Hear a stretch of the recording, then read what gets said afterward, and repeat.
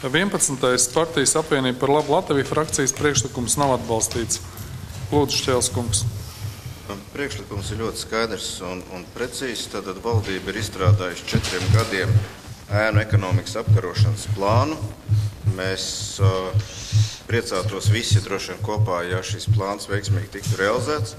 Mūsu priekšlikuma būtība paredz, ka mēs vēlamies dzirdēt no finanšu ministra, kā atbildīgās personas, kā no atbildīgā politiķa, ik pa laikam precīzi skaidru atskaiti, kā veicās ar šī plāna izpildi, tādā ziņā, lai finanšu ministrs tiešām būtu maksimāli arī personīgi uzņemies atbildību par šo ēnu ekonomikas apkarošanu.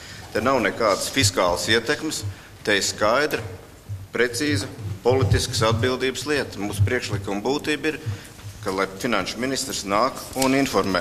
Es vēl ko varētu teikt, es saprotu, ka tagad tā ir iegājies pēdējos laikam 8 vai cik gados, kad mēs vairs budžeta komisijā neredzam finanšu ministru, ja, ministru prezidentu, tas viss palicis mazsvarīgi. Ja.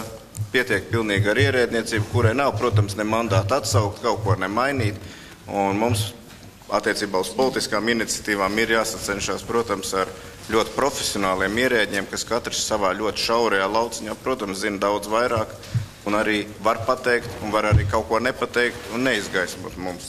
Es aicinu ierakstīt šādu te likumā pantu. Šī iniciatīva valdības par ēnu ekonomikas apkarošanu ir nozīmīga.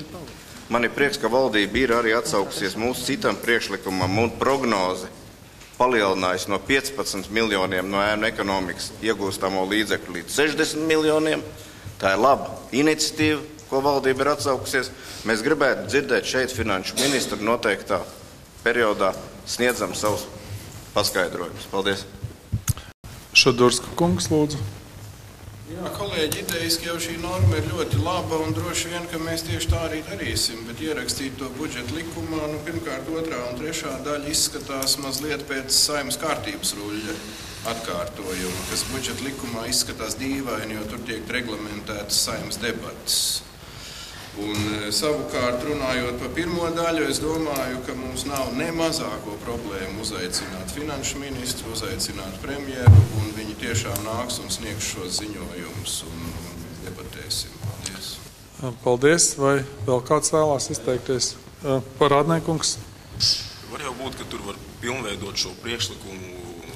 Liekas, ka kaut kas ir pa daudz rakstīts, bet tomēr viens ir, ka nav problēma uzaicināt, un otrs, kad uzliek to par pienākumu. Tad, kad ir pienākums, tas zina, ka tev tas ir jāizpild un nav citu variantu. Nav tur atrunas pēc tam pagaidiet vēl mēnesi, tur vēl kaut kādu laiku, tagad mēs strādājam, nākošais mēnesis būs.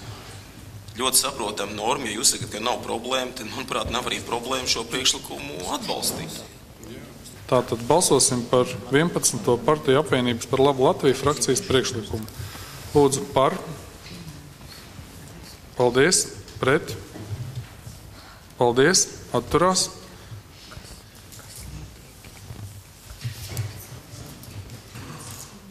Tātad priekšlikums nav atbalstīts.